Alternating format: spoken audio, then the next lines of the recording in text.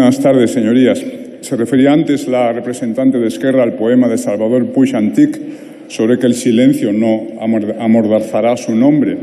Bien, el silencio sí ha amordazado el recuerdo de la señora de Esquerra, que ha olvidado que él fue ejecutado no por el hecho de ser anarquista, sino porque había matado a un policía. El policía se llamaba Francisco Anguas y tenía 24 años. Bien. Me imagino que le reconocen, porque habló muchas veces desde esta tribuna, es por supuesto José Calvo Sotelo. Fue asesinado por policías socialistas que esa misma noche intentaron matar también a José María Gil Robles, pero no le encontraron en su domicilio. Es decir, ese régimen que su ley presenta como una luminosa democracia destruida por el fascismo, en ese régimen, agentes de orden público asesinaban a líderes de la oposición. Por cierto, Calvo Sotelo no cuenta como víctima a efectos de esta ley, porque su periodo de aplicación arranca el 18 de julio y él fue muerto el 13 de julio. Con esta hábil acotación de los tiempos, consiguen ignorar a las 3.000 víctimas de violencia política del periodo 1931-1936. Una violencia protagonizada mayoritariamente por la izquierda y en la que destacan los 1.400 muertos de la mal llamada Revolución de Asturias, en realidad intento fallido de golpe de Estado socialista contra la previa victoria electoral de la derecha.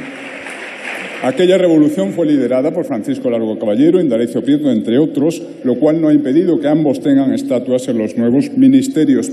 Y otro socialista, el gran Julián Besteiro, les dijo entonces: vais a llegar al poder, si es que llegáis, empapados y tintos en sangre. Bien, esta es una ley que Vox derogará si llega al gobierno. Por cierto, qué lástima que el Partido Popular, teniendo mayoría absoluta, no derogase la ley anterior. Qué lástima que el Partido Popular no derogue hoy mismo la ley andaluza de contenido equivalente. La derogaremos porque es una ley digna de Orwell. Y Orwell escribió en su libro 1984: el partido podía alargar su mano hacia el pasado y decir que tal o cual acontecimiento nunca había ocurrido. Esto resultaba mucho más horrible que la tortura y la muerte. Hasta aquí la cita. Y en efecto, borrar de la memoria pública a las víctimas de la media España conservadora es como matarlas por segunda vez. Nadie en toda esta sesión ha hablado todavía de las víctimas asesinadas por el Frente Popular en los años 30. Así que voy a recordarles algunas muertes que, según su ley, nunca ocurrieron. Él es menos conocido, es Florentino Asensio. Silencio, por favor. Era obispo de Barbastro en 1936 y el 22 de julio los que, según ustedes, defendían la democracia, le cortaron los testículos y le dejaron desangrarse durante toda una noche. Murió perdonando a sus asesinos y le traemos aquí como representante de los 6.800 curas y monjas y decenas de miles de seglares asesinados por los que, según ustedes, defendían la democracia y los derechos humanos. Y él es Melquiades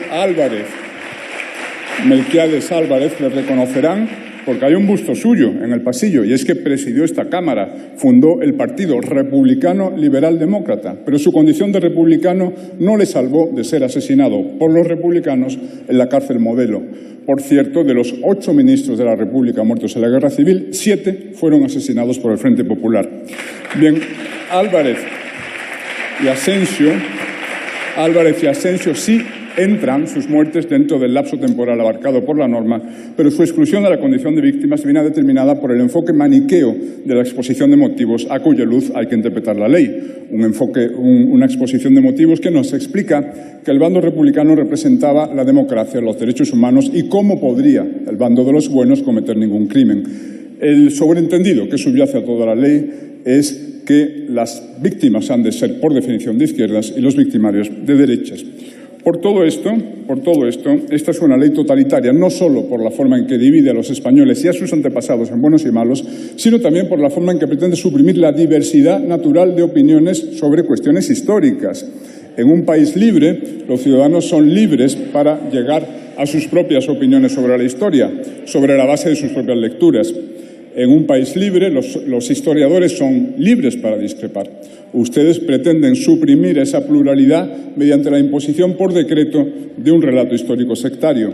Pero es que además van a aprobar esta ley de la mano de Bildu, y Bildu ha exigido la extensión del periodo de aplicación hasta 1983. Están ustedes batasunizando la memoria, están asumiendo el relato histórico de la extrema izquierda, un relato según el cual la transición no existió realmente. La transición no habría sido más que una continuación del franquismo por otros medios y, lo que es más grave, los 388 asesinatos cometidos por la ETA entre el 76 y el 83 pasarían a ser interpretables como resistencia democrática frente a gobiernos neofranquistas de Adolfo Suárez o Felipe González. El artículo 4 de la ley dice que la ley se basa en el derecho a reparación moral de los vencidos de 1939. Nosotros consideramos que el bando de los vencidos ya fue restablecido en sus derechos por numerosas leyes de los años 70 y 80. Se devolvieron graduaciones militares, derecho a pensiones, se devolvieron edificios a los sindicatos y partidos de izquierda. Tuvo lugar una verdadera reconciliación, preparada por gestos de concordia de décadas atrás. Por ejemplo, la declaración del Partido Comunista de España en 1956 a favor de la reconciliación entre los españoles, o el enfoque que dio el régimen de Franco a la celebración de los 25 años de paz en 1964. Fue un enfoque no sectario, un enfoque que no enfatizaba la victoria o la guerra, sino los 25 años de paz y prosperidad posteriores. En cuanto al Valle de los Caídos, que no sabemos si ustedes pretenden destruir o solo resignificar, pues bien, no necesita resignificación, porque desde el principio fue un monumento no a la victoria franquista, sino al hermanamiento postrero de los caídos de ambos bandos, más allá de la muerte. Por eso está presidido no por una estatua de Franco. Lo que preside el monumento no es una estatua de Franco, es una cruz. Señorías, 146 predecesores nuestros que ocupaban estos mismos escaños fueron muertos en la Guerra Civil. 75 fueron asesinados por el Frente Popular, 71 fueron asesinados por el bando nacional, a los que habría que añadir 33 ejecutados en los procesos de posguerra. En nombre de ellos les pedimos que no aprueben esta ley, no resuciten un caínismo que nos costó tan caro. Recuperemos el espíritu de la transición. Silencio, por favor. Señor Contreras, tendría que terminar. De perdón recíproco y no de revancha. Vox, por su parte, apoyará cualesquiera iniciativas de homenaje, de reconocimiento a los caídos de ambos mandos que murieron persiguiendo lo que ellas consideraban una España mejor, así como las víctimas de persecución política y religiosa sin distinción de ideologías y de bandos, cosa que no hace esta ley. Gracias por su atención.